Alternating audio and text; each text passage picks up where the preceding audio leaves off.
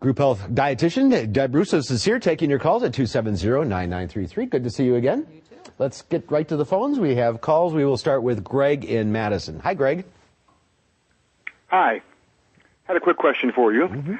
Just how useful are multivitamins? I think if you looked at the research, you would find that there are a lot of studies that say they're not useful and that they probably don't prevent a lot of disease. However, I do think that they're useful. Deb, your mic's not on here. We're not on. Okay, so we need to be... No, the other so one. we can hear. Okay. All right. You show me what to do.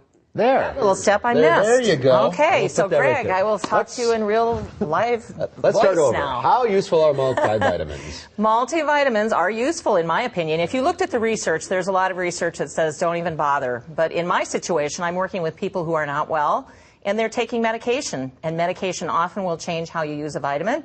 Give you an example, there's a drug called metformin that people take for diabetes control. And that really does change the way you absorb your B12. So therefore we say take a multivitamin that contains B12.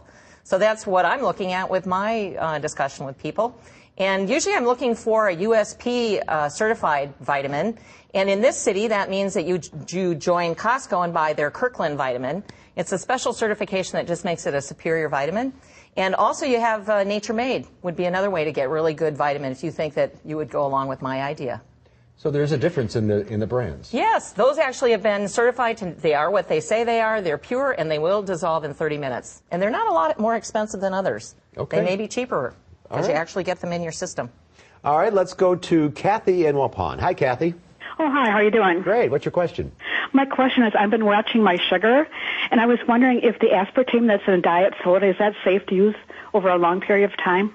I think you got a really good question there, Kathy, because it is a very beneficial thing compared to people using sugar. If you have a high blood sugar, you certainly don't want to add sugar to your diet. However, with the diet soda, we really want to take a look at just limiting them to 2 12-ounce cans a day. What they looked at with a nurses study, where they're studying nurses' habits over 20 years' time, they found that nurses who drank more than 2 diet sodas a day had an accelerated loss of their kidney function. We tend to lose kidney function as we get older anyway, so beware. Keep an eye on how much you're drinking of the soda. And water is always a great, cheap alternative that tastes pretty good. Yeah, it does. I just went through kidney stones, and they told me no soda. You love water now. I do. I don't drink soda, so I don't. There you go. Something But else. it feels better than a kidney stone.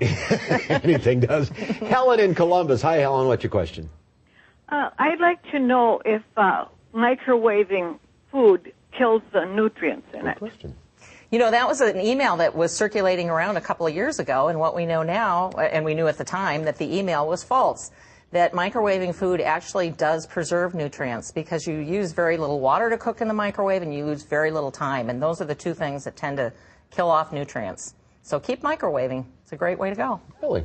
Yeah, and energy savings for our world. Absolutely. All Yeah. right. We're out of time. If you're on the line, stay there. Deb will take your calls off the air. We'll see you in a month, and we'll see you right after the break.